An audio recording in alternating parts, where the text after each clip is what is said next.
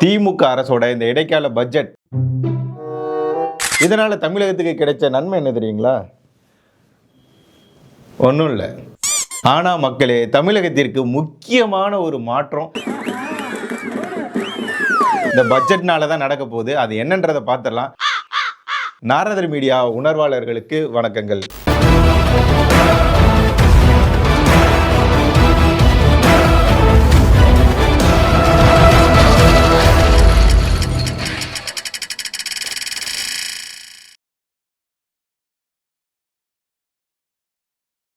திமுக அரசு இந்த இடைக்கால பட்ஜெட்ல கொண்டு வந்தது என்ன தெரியுங்களா? வெற்று பக்கங்களின் தொகுப்பு. அது ஒண்ணு இல்ல, கீழே போட்டு. அதாவது வெறும் பேப்பரை கொண்டுட்டு வந்து தான் அவங்க வாய்க்கிலேயே பேசிட்டு இருந்திருக்காங்க. இதனால ஏதாவது மக்களுக்கு புரோஜனமா அப்படின்னா ஒன்றும் கிடையாது. ஏங்க 2021 தேர்தல் வாக்குறுதியா அந்த திமுக என்னென்னலாம் சொல்லி வச்சாங்க. ஆனா ஆட்சிக்கு வந்த பிறகு ஏதாவது செஞ்சாங்களா? இல்ல இந்த இடைக்கால பட்ஜெட்லயாவது அதுக்காக ₹1 இவங்க வந்து ஒதுக்குனாங்களா? தேர்தல் வரப்போகுது, சரி வாக்குறுதியை கொடுத்து வச்சிருக்கோமே, அது ஏதாவது செஞ்சு வைப்போம் அப்படின்னா தானே மீண்டும் நம்ம ஜெயிக்க முடியும் அப்படின்றது கொஞ்சமாவது இருந்தா செஞ்சிருப்பாங்களா மாட்டாங்களா? அவனுக்கும் நன்றி கிடையாது. ஆனா இவங்களோட மாபெரும் சாதனை என்ன அப்படின்னா, 2021க்கு முன்பாக தமிழகம் வாங்கின கடனை இரட்டிப்பாக்குனது தான் இவங்க சாதனை. தமிழகம் ஆமாங்க நம்பர் 1 மாநிலமாக தான் இருக்கு. இதில் தெரியுங்களா? கடன் வாங்குறதுல, கடங்கார மாநிலம் அப்படிங்கிறதுல தமிழகம் தான் நம்பர் 1. யாரும் அடிச்சுக்கவே முடியாது. பெற்ற வெற்றியை தக்க வைக்க வேண்டும், நிரந்தரமாக தக்க வைக்க வேண்டும். திமுக ஆட்சிக்கு வந்தவுடனே எந்த அளவுக்கு கடன் வந்து உயர்த்தி வச்சிருக்காங்க பார்த்துருவோமா? நம்ம 2020 இருந்து 2021க்குள்ள 4.56 லட்சம் கோடியா இருந்தது. 2021 இருந்து 2022 அந்த காலகட்டத்தில் 5.77 லட்சம் கோடியா மாற்றிருக்காங்க. அடுத்து 2022 இருந்து 2023க்குள்ள 6.53 லட்சம் கோடியா உயர்த்தியிருக்காங்க. அடுத்து 2023-24 7.26 லட்சமா உயர்த்தியிருக்காங்க. 24-25 8.33 லட்சம் கோடியா உயர்த்தியிருக்காங்க. 2025 26க்குள்ள 9.29 லட்சம் கோடியா உயர்த்தி விட்டு இப்போ இந்த இடைக்கால பட்ஜெட்லையும் தங்கம் தென்னரசு நிதி அமைச்சர் கம்பீரமாக கொடுத்தது என்ன தெரியுங்களா?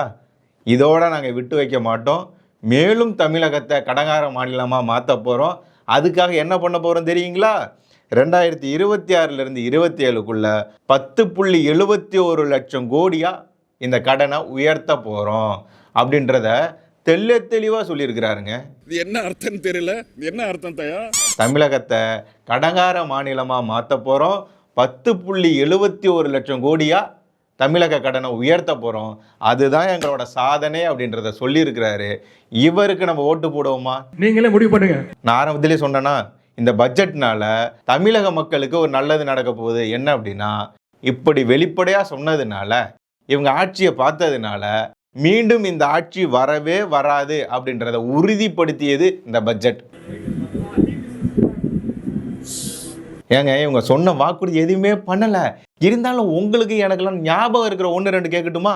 கல்வி கடன் தள்ளுபடி, மாதந்தோறும் மின் கட்டணம் அளவீடு செய்யப்படும், ஜல்லிக்கட்டு காளை வளர்ப்பவர்களுக்கு மாதந்தோறும் உதவித்தொகை வழங்கப்படும், மீனவர்களுக்கு வீடு கட்டி தரப்படும், டீசல் பெட்ரோல் விலை குறைக்கப்படும்.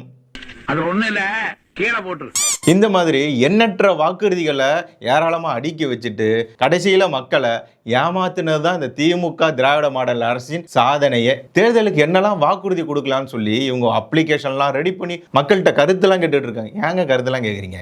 எப்படியா இருந்தாலும் ஏமாத்த தான் போறீங்க. என்ன வேணாலும் கொடுக்கலாம், வீட்டுக்கு ஒரு ஏரோப்ளேன் கொடுக்குறேன் அப்படின்னு கூட நீங்கள் சொல்லாமே.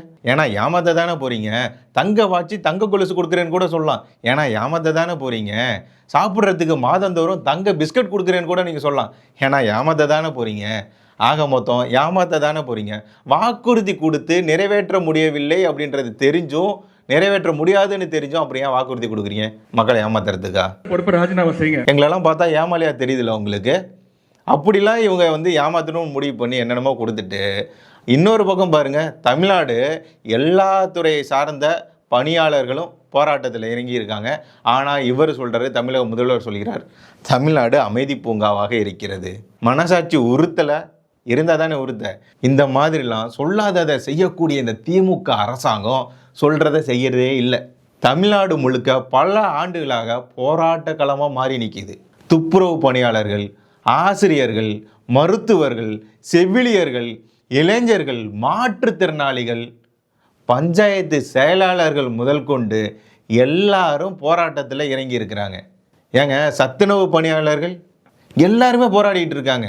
நிரந்தர வேலை கொடுக்கணும், சம ஊதியம் கொடுக்கணும், ஓய்வூதியம் கொடுக்கணும், இந்த மாதிரிலாம் பல போராட்டத்தை முன்வைத்து மக்கள் போராடிட்டு இருக்கிறாங்க, பணியாளர்கள் போராடிட்டு இருக்காங்க. இளைஞர்களுக்கு வேலைவாய்ப்பு உருவாக்குறதும் கிடையாது, அதே மாதிரி பணியாளர்களுக்கு கொடுத்த வாக்குறுதியவும் நிறைவேற்றுறதும் கிடையாது. இளைஞர்களுக்கு வருஷம் 5 லட்சம் வேலைவாய்ப்புகளை உருவாக்குவோம்னு சொன்ன இந்த திமுக அரசாங்கம் ஆட்சிக்கு வந்த பிறகு வருஷத்துக்கு ஒரு 10,000 பேருக்கு தான் வேலைவாய்ப்பை இவங்க வந்து உறுதி பண்ணியிருக்காங்க. அவ்வளோதான் பண்ணியிருக்காங்க.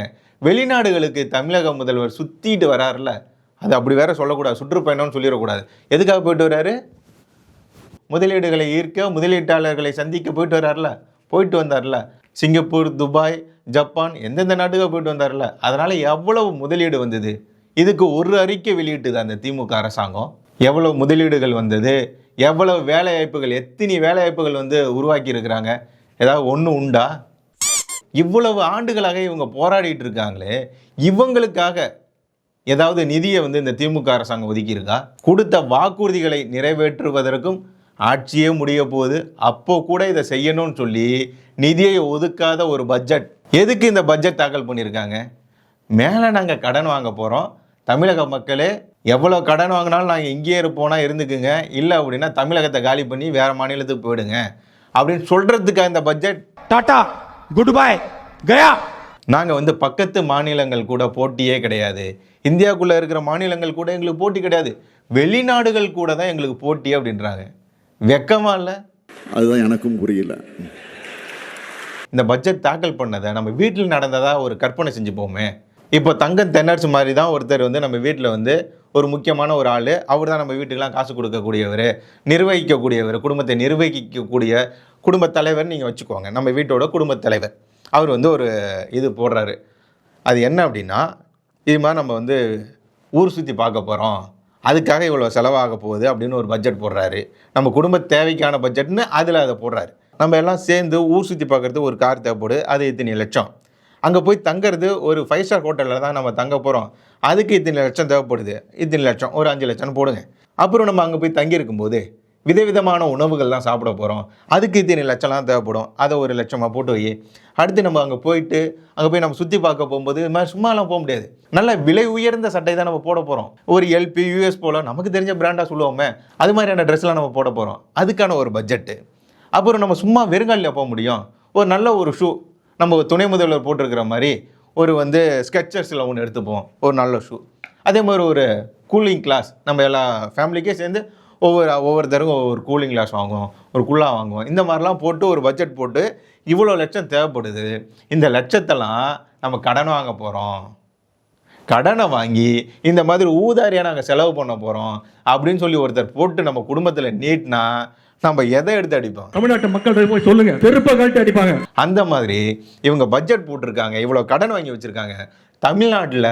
அதனால் என்ன நடந்திருக்கு, என்ன மாற்றம் வந்திருக்கு? நல்ல ரோடு போட்டு கொடுத்துருக்காங்களா? நல்ல குடிநீர் இருக்கா? சாலை வசதியோ சுகாதார வசதியோ ஏதாவது இருக்கா? மருத்துவமனைகள் வந்து சீரமைக்கப்பட்டுள்ளதா? மருத்துவமனைக்கு போனோன்னா கால்பந்து விளையாட்டு வீரர் பிரியாவுக்கு என்ன நடந்ததுன்னு நமக்கு தெரியும், எலிகள் என்ன அட்டகாசம் பண்ணுதுன்னு நமக்கு தெரியும். கஞ்சா செடி இருக்குங்க, சென்னை ஸ்டான்லி மருத்துவமனையில் கஞ்சா செடி இருந்ததுன்னு பிடிக்கிட்டு போகிறாங்க. அந்த மாதிரி இருக்குது. இவங்க வாங்கின கடன்லாம் என்ன பண்ணாங்க? இதுக்கு முன்னாடி நிதி அமைச்சராக இருந்தவங்களை ஏன் மாற்றினாங்கன்னு இப்போ புரியுதா உங்களுக்கு? வெளிப்படையாக சொன்னாரா? 30,000 கோடி அடிச்சிருக்காங்கன்னு சொன்னாரா? அதனால தான் அவர் தூக்கி போட்டாங்க. அந்த நிதியமைச்சர் வெளிநாட்டு பேங்க்லலாம் வேலை பார்த்துட்டு வந்த ஒருத்தரை நிதியமைச்சராக வச்சுருந்து மாற்றி போட்டு இப்போ ஒருத்தரை நிதியமைச்சராக போட்டு வச்சு இவங்க எந்த மாதிரியான கேலி கூத்தான நாடகத்தை பட்ஜெட்டாக போட்டு வச்சுருக்காங்க. வெற்று அறிக்கை, வெற்று பேப்பர். இந்த பட்ஜெட்ன்றது நமக்கு தான் புரியல அப்படின்னா அந்த கட்சிக்காரங்களுக்கே புரியல, துணை முதல்வருக்கே புரியல. அவர்லாம் தூக்கத்தை போட்டுக்கிட்டு இருக்காரு. என்ன நடக்குது பட்ஜெட் தாக்கல் பண்ணும்போது? மத்திய அரசு பட்ஜெட் தாக்கல் பண்ணும்போது அங்கே எப்படி இருந்தது, இங்கே பட்ஜெட் தாக்கல் பண்ணிகிட்டு இருக்காங்க. என்ன நடக்குது பார்த்தீங்களா? எல்லாம் தூங்கி வலிஞ்சிக்கிட்டு இருக்கிறாங்க. ஏன்னா நாங்கள் சொன்னதான் செய்ய மாட்டோமே, கடன் வாங்க போகிறோன்றது மட்டும்தான் செய்வோம், மற்றபடி எதையுமே செய்ய மாட்டோன்ற தன்னம்பிக்கை இருக்கிறதுனால எல்லாரும் தூங்கிட்டு இருக்காங்க. ஆனால் முக்கியமாக திமுக ஆட்சி மாறப்போது மாற்றணுன்ற ஒரு மனநிலையை கொண்டுட்டு வந்தது இந்த பட்ஜெட் தான்.